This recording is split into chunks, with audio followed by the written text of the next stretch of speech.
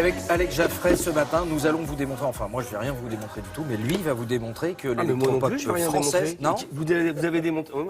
Si, vous devez démontrer que l'électropop française est costaud.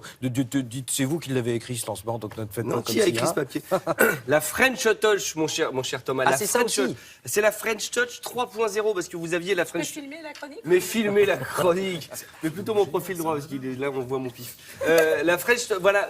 Pourquoi 3.0? Parce que vous aviez Daft Punk, c'était la French Touch de base. Puis après, vous avez eu Justice. Et puis après, vous avez ces petits chouchous qui arrivent. Donc voilà, on commence avec Yuxek. Yuxek, voilà, c'était un garçon qui vient de Reims, qui a commencé en tant que DJ, qui faisait vraiment des sets incroyables. Puis des petites collaborations, comme avec Mika ou M83. Et puis, le voilà avec son 3e album. Et les Daft Punk, eux-mêmes, il est adoubé par les Daft Punk, parce que pour eux, c'est vraiment la suite. Ah bon? Alors, cet album est un peu plus disco soul et un peu moins électro que les albums précédents, mais c'est toujours très très bien. Avant disco soul, ça c'est bon signe, ça veut dire qu'on va se marrer. Oui, mais on se marre toujours en musique. On ne perd jamais de temps et de minutes précieuses de sa vie en écoutant de la musique. J'en bafouille tellement je suis heureux. Regardez un petit extrait et je vais me recoucher.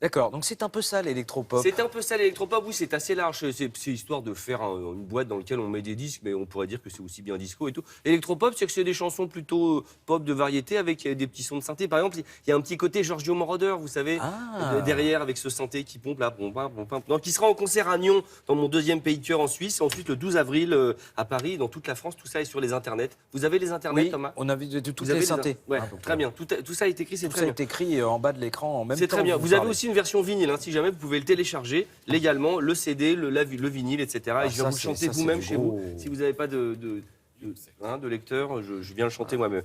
On continue avec Ask Hoog. Ask Hoog, imaginez, rangez celui-là, c'est voilà, terminé. Attention, next. Il faut tout faire. Le deuxième. Ask Hoog, imaginez. Comment que vous avez dit? Ask Hoog. Alors voilà, A-S-K-E-H-O-U-G. Voilà, Ask Hoog. Imaginez que ce soit Arthur H et Bachung qui se soient réintégrés dans le corps de Jean Rochefort. Eh bien, c'est un peu ça. C'est-à-dire que la voix. Oui, ça fait bizarre. Sur le papier, ça fait bizarre. Il y a du monde. Mais croyez-moi, c'est très très bien. Voilà un album qui a beaucoup. Voilà un garçon qui a beaucoup d'humour, qui est multi-instrumentiste. Entre autres, il est bassiste pour Louis Chédid ou d'autres artistes comme ça. C'est son 3e album. C'est en français parce que c'est vrai que souvent les artistes français ne chantent pas dans leur langue et dans notre langue, notre belle langue. Donc voilà, Aske Hoog chante dans cette. C'est un nom suédois, c'est pour ça. Normalement, il y a un C en plus, c'est Aske Hoog. Exactement, vous le faites très bien. Les textes sont drôles, sont décalés. Quand je dis Jean Rochefort, c'est que vous allez voir, le personnage a un petit côté comme ça, Monsieur Hulot, grand comme ça, dégingandé. J'aime bien. Parti. Regardez, j'aime beaucoup. En guise d'excuse, elle ne dit rien. Pense qu'il abuse le travail au corps. À court d'idées, il fait le mort. Convoque l'esprit le plus retors. Comme le cheval devant le chien. Lui, Oui, il parle français. C'est ça votre question? Oui. C'était écrit en bas les concerts et tout, c'est super bien préparé, je suis bluffé. Bah, c'est ça la Mais allez quand même télévision sur les moderne internets pour vérifier. Voilà. Bien sûr. Ce sera le 2 mars au Trianon. On finit avec Talisco. Talisco, mon autre petit chouchou, pareil, qui sort en vinyle, en CD, enfin dans tous les formats. Et lui aussi, je viendrai vous le chanter personnellement dans votre douche, si ça vous intéresse. Donc son premier disque a très bien marché en 2013. On a beaucoup entendu le titre qui s'appelait The Keys, qui a été utilisé sur une publicité pour un opérateur téléphonique dont je tairai le nom parce que le CSA nous regarde, gros bisous.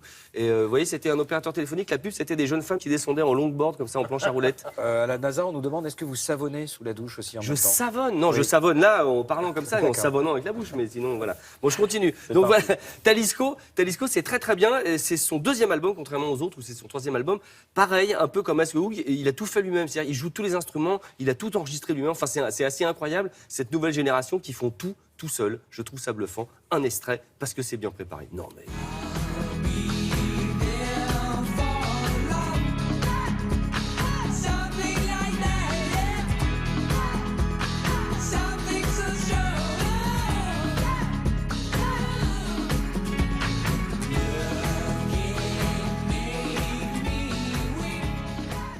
c'est très feel good pour faire un anglicisme épouvantable. C'est se sentir bien, vous voyez ce que je veux dire. Tout l'album est comme ça, vous pouvez l'écouter, ça fait du bien. Et je veux juste finir avec une petite annonce, un groupe que j'adore qui s'appelle Rocky, dont on avait déjà parlé ici, comme Rocky Balboa, vous savez, mais sans la boxe. Voilà, c'est 3 garçons et une fille, ils sont en concert dans toute la France. Allez sur les internets, il y a toute la liste, c'est très très bien. Rocky en concert, il faut les voir. Voilà.